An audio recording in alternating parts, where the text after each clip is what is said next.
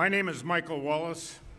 I'm an author, I'm a lover of books, and a lover of libraries. Welcome to the grand opening of the Central Library.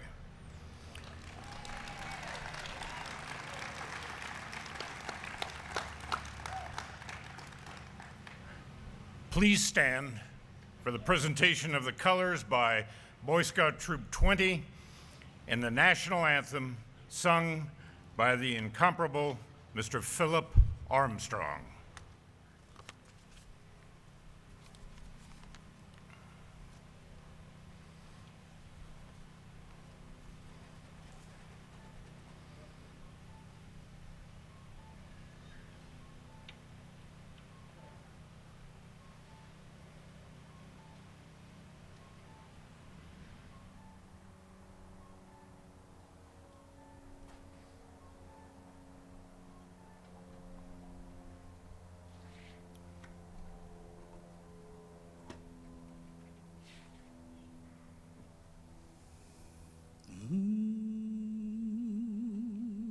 Oh, say, can you see by the dawn's early light what so proudly we hailed at the twilight's last gleaming, whose broad stripes and bright stars through the perilous fight o'er the ramparts we watched were so gallantly streaming, and the rocket's red glare, the bombs bursting in air, gave proof through the night that our flag was still there.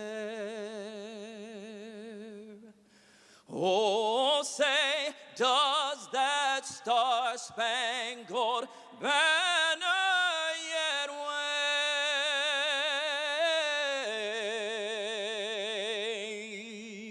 wave o'er the land of the free?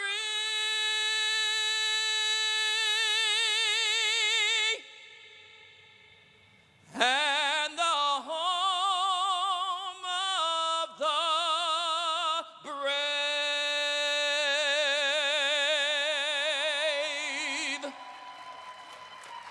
Outstanding. Outstanding.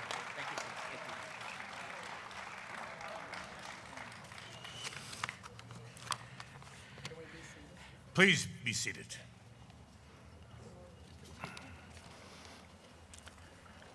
Bravo, Philip. Incomparable is right. We are here today to reconnect with the Central Library, Tulsa's new 21st century library, where children first discover the world, where people access technology of all kinds, find resources for work and education. This is Tulsa's place to create, collaborate, and convene.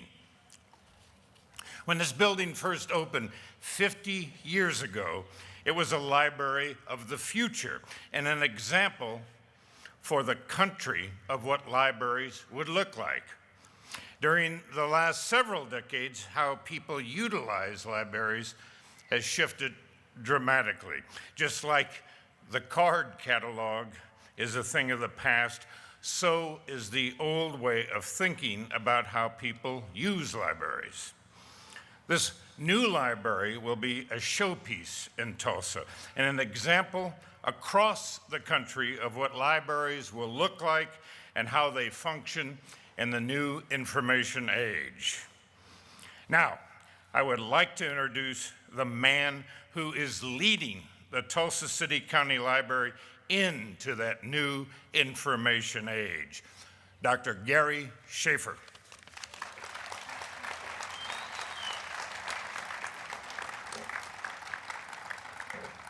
Good morning, everyone.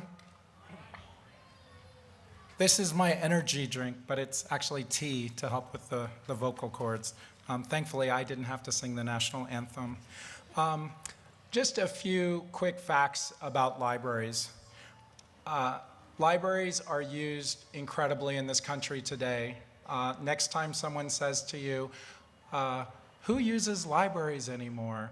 Well, I will tell you 10,000 people a day use just the Tulsa City County Library System, and there are more public libraries in the United States than there are McDonald's.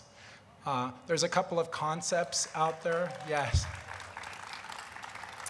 There's a couple of concepts out there. One is this whole green concept, and I think the mayor is going to talk a little bit about green, but I'd like to say libraries were born green, so first off. The other concept is there's this new thing they're talking about called the sharing economy. Libraries invented that, just FYI, so anyway. But really what I'd like to do today is acknowledge some great people. And I would like to start with some great ladies. We have a great lady here. She was very well loved, but a little well worn. And now she's been remade, as Michael said, for the 21st century, for people to convene, collaborate, create, and there's a fourth C, coffee. So there you go. I do want to say that this is the first Starbucks in a public library in the United States of America, here in Tulsa, Oklahoma. And that the employees that work at that Starbucks are library employees. They are all newly hired, trained by Starbucks, trained in the Starbucks way. But monies that go into this coffee shop actually, after sales tax are paid, Mayor, and after expenses are paid and licensing fees, goes back all to the library system to help sustain it. So about some great ladies. First, I want to talk about one who I never got to meet, so I'm surprised I get a little choked up about it, and that is Allie Beth Martin.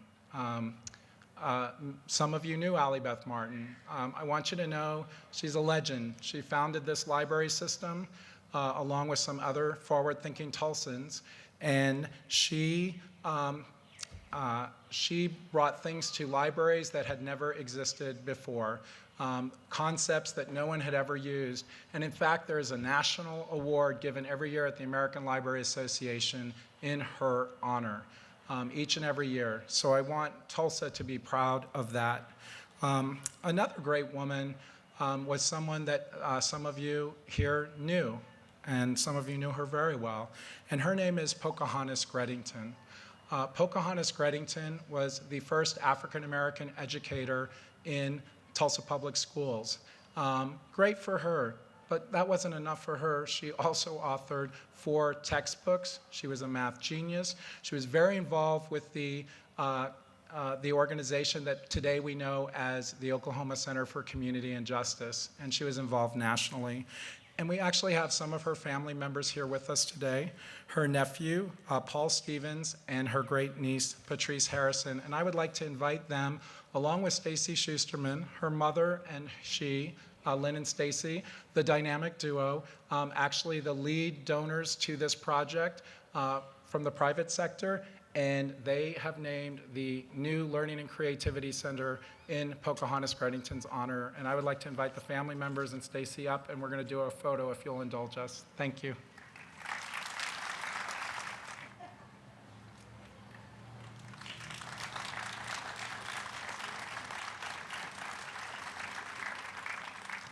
And that was Stephen Dow, who runs CAP and happens to be married to the illustrious Stacy Schusterman. Other great ladies, quickly. One is our patroness, Peggy Helmrich. Peggy, I've spent all week with her. I don't think she's here with us today, but I want you to know that she and Pat Woodrum, one of my predecessors, started the Tulsa Library Trust, which has also helped this library to be sustainable. Peggy was telling me last night they started with $400. Today that legacy has grown into over a $15 million endowment. So I want to just thank her because she has been with us through thick and thin, is the founder of not only the Trust, but the Peggy V. Helmrich Dinner, our major friend-raiser, and brings notable authors to Tulsa each and every year that aren't just for the folks that attend that dinner, but for the public as well. So to Peggy Helmrich. Other great ladies, and I will unfortunately have to move quickly. One is Ruth Nelson, who was just formidable and was involved in this project in ways people will never know. Judy Kishner, who's been a rock to me. My other rocks have been, are, and continue to be Dr. Laverne Ford Wimberly, Judy Randall, Sally Frazier, and all the ladies of the Library Commission. Could the ladies of the Library Commission please stand up? Other rocks, because it takes a village to hold me up, are Kathy Coyle and Bonnie Hankey, who have been with me through all of this from the very beginning. Would the ladies of the Trust, all of the ladies of the Trust, please stand up along with them?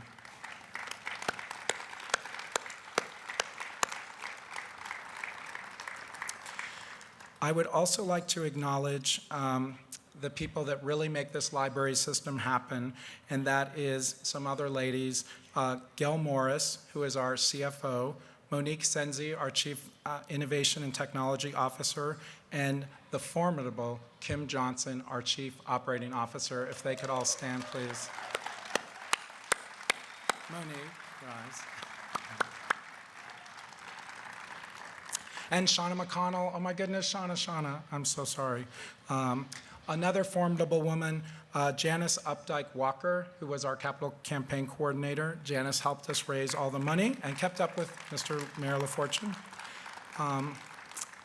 And two other women that were very important to me are my executive assistant, who really runs the library system, Diane Carricker, and also Lori Sundberg, who was the chief operating officer, recently retired. So thank you, guys. But while the ladies are wonderful, there's also some formidable men. And those men, the list is shorter, though, than the list of women. Interesting. One who cannot be with us here today is Alfred Aronson. The Aronson Auditorium is named for him. He, along with Allie Beth Martin, founded the library system. If you don't know about Alfred Aronson and the legacy he has left Tulsa, you will find information in this beautiful building here. Other men, Henry Zarrow, Walt Helmrich, along with Rick, Hans, Jono, and Matt, and those are the four I've worked with, and I've met Zach, but we haven't got to work together yet. We're going to hear more about the amazing job that Bob LaFortune did in leading this capital campaign. I want to call out Marty Newman, as well as the men of the Library Commission and the Library Trust, if they could please stand.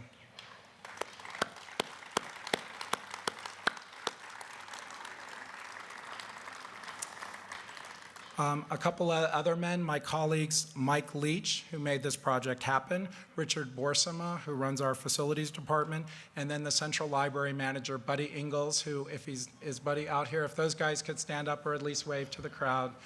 Thank you so much for all you've done. I would also like to thank, in absentia, something about an OSU game, Mr. Bill Peacher, who is on the Library Commission, as well as helped us with the financing on this project and was also part, along with Mayor LaFortune, of the Construction Oversight Committee. Last, I'll thank Flintgo, Commissioners Smoligo and Peters, and the list could go on and on and on, but in the interest of we want to get in the building and get out of this heat, I'm going to turn it over back to Michael Wallace. Thank you all for being here today. A big round of applause for you guys. We're fortunate to have a trifecta of mayors here today, and only appropriate that we lead off with our current mayor. It's my honor to present Mayor Dewey Bartlett. Well, good morning. What a terrific, very sunny morning. How about it? The city of Tulsa was very involved with what you are sitting on, which is city right-of-way. 5th Street. You're sitting on $5 million of concrete right there. Can you believe it? But this, although it was difficult to get it accomplished, is not just but a first step Can you imagine, if you look over your collective left shoulders, to see that building to your left, that single-story building, at some point in time, that building will be removed and be replaced probably by a convention-style hotel able to accommodate 500, 600, 700 people, rooms. It will be the beginning of a complete realignment of the convention center, the BOK Arena, and hopefully the federal building across the street from that. This area will become a tremendous attraction for those of us that are fortunate to live long enough to see it happen. But this library is the beginning of that process, along with the $5 million you're sitting on. What this library has become is a perfect example of what we do in Tulsa. We take an opportunity and we use it to the nth degree. For example, the energy saving capability that this building has is simply incredible. The entire roof is covered by solar panels to produce electricity. The bottom floor of this building has a heating and air conditioning system that is very energy efficient, but also returns air not to the roof, to the benefit of the clouds, but to the garden area off to the side, to the heating and cooling at appropriate seasons of those people that will be using the garden, whether they be children, adults, etc. So we always do an opportunity well, and I'm very, very pleased to have been a part of this. A company named Aon provided by donation a tremendous amount of the capability that I just mentioned with the energy efficiency of the heating and air conditioning system. City of Tulsa, the voters of the City of Tulsa contributed over $5 million for the street.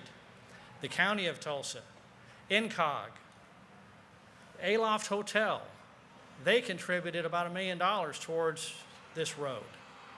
The library itself contributed significant monies. Everybody came together and provided us now with an opportunity to brag on this particular library, and to cap it off, the Starbucks being the first library in the country to have a Starbucks. For some reason, it doesn't really surprise us, because that is how we approach these efforts every day, time and time again. Well, I would like Mayor LaFortune, Gary Schaefer, to approach the podium. I'd like to read a proclamation to the both of you, please. Whereas the Tulsa City County Library, Central Library, has served the citizens of Tulsa County since June 30th, 1965. And whereas the Central Library closed on August 30th, 2013 for a significant renewal and transformation, and whereas the Central Library has been located in downtown Tulsa for 100 years, having first been established in early 1916. And whereas with greater accessibility to new technology and more robust collections, the Central Library will attract more than 686,000 visits each year, encouraging families to move to and stay in Tulsa, Oklahoma, thereby strengthening our local economy. And whereas the Central Library will provide Tulsa County residents more opportunities to convene, collaborate, and create, as well as provide greater access to information for people of all ages. Whereas Tulsa's philanthropic community, as always, has donated over $30 million for the renewal and transformation of the Central Library. We owe a huge debt of gratitude, Bob, to you. And whereas the citizens of Tulsa approved the funding of $10 million from Improve Our Tulsa in 2013 for the Central Library, now therefore I, Dewey F. Bartlett Jr., Mayor of the great city of Tulsa, Oklahoma, do hereby proclaim October 1st, 2016, as Tulsa City County Library Day in and to the city of Tulsa, Oklahoma. Thank you. Thank you, Bob. Thank you, Dewey. And I would like to thank the mayor for leading the charge, as well as the city council in making that $10 million from Improve Our Tulsa possible, and making this project that actually got us off the starting block, getting that gift. And the fact that the city patriated that money to us so right off the block is wonderful. Well, next I'd like to introduce someone who may not need any introduction, and that would be my boss, my favorite boss, Miss Judy Randall, Library Commission Chair. Judy.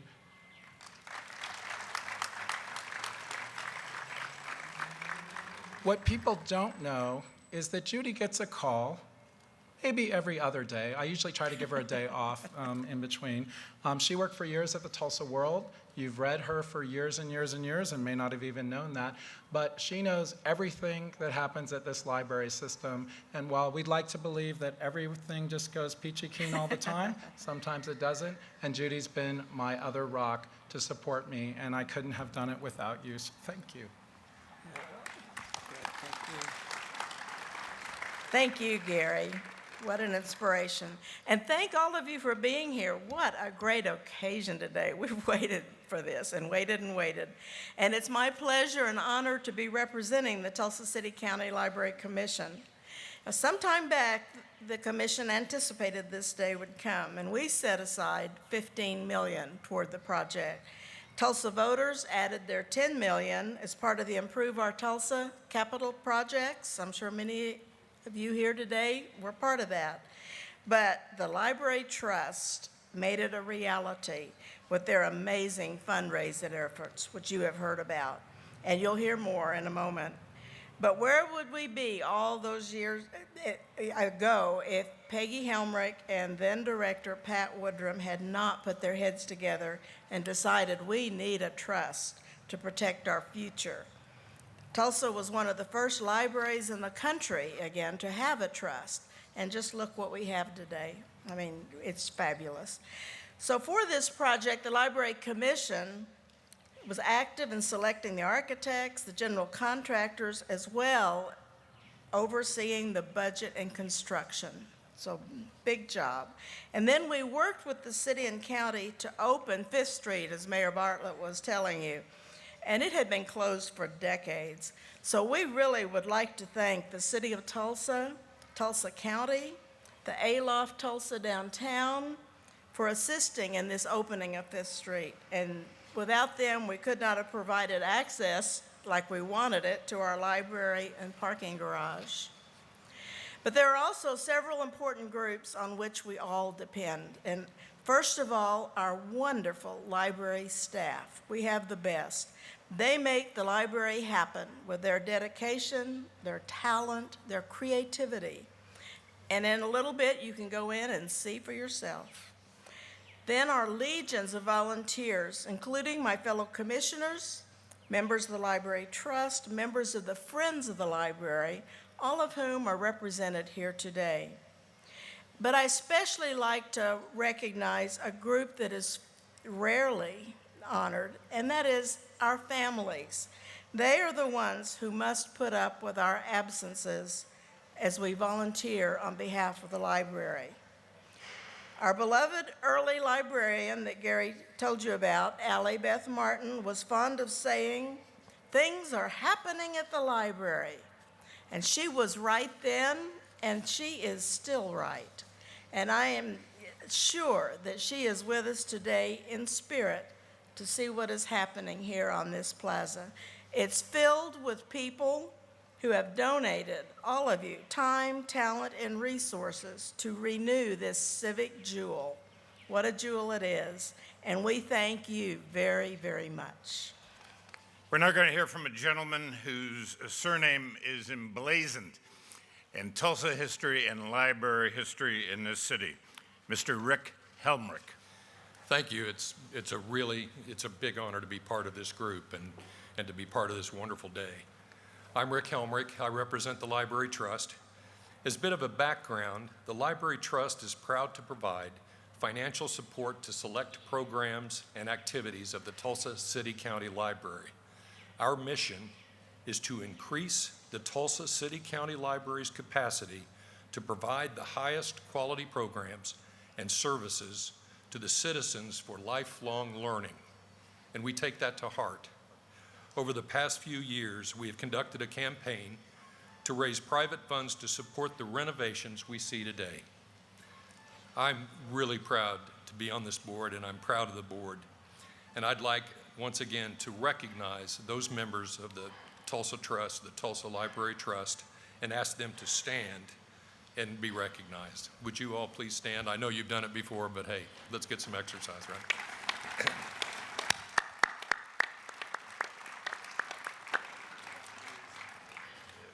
Thank you. Now it's my pleasure to introduce a man, I'm really getting good at this too, to introduce a man who really doesn't need an introduction. Robert LaFortune is a former mayor of Tulsa. He was also commissioner of the streets in 1965 when this building opened. He has seen Tulsa improve along the years and has played a critical role in many of our community's proudest moments. Mayor LaFortune was chairman of the Capitol campaign, which was hugely successful and raised over $30 million. Without his wisdom, hard work, and finesse, we would not be sitting here today. For all of those reasons and more, it is my great pleasure to announce the naming of this plaza, this $5 million you're sitting on, this plaza. Actually, yeah, I'm sorry, this isn't part of that. And a plaque, as you see, naming Robert LaFortune. Let's honor Robert LaFortune. And I'd like to call him to the podium right now, please.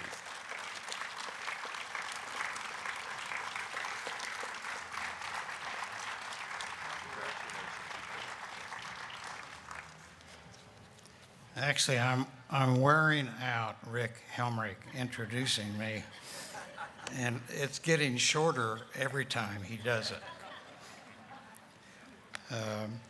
It's been a wonderful journey in Tulsa library history that brings us to this date.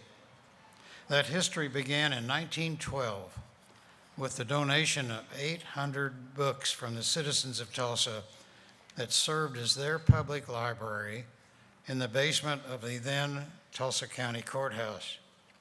Even before that, there were some books available in the basement of several downtown churches.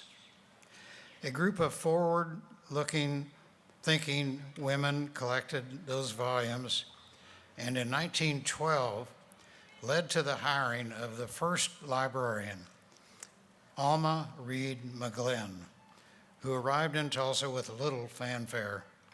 Within a few years, an effort was made to lobby the Carnegie Corporation, and through its famous philanthropist, Andrew Carnegie, a grant to build a new downtown library for Tulsa. A $30,000 grant was approved and provided for a new library at the northwest corner of 3rd and Cheyenne. The Carnegie grant was later increased to $55,000 and was coupled with a $7,000 city bond issue for land acquisition. The Carnegie-funded library opened in 1916, 100 years ago. Certainly a very historic occasion for Tulsa. As a young student, I remember using that library, probably not as often as I should have, with its Art Deco design and imposing staircase leading from the street to the main floor. The library served Tulsa well for several decades until the early 60s.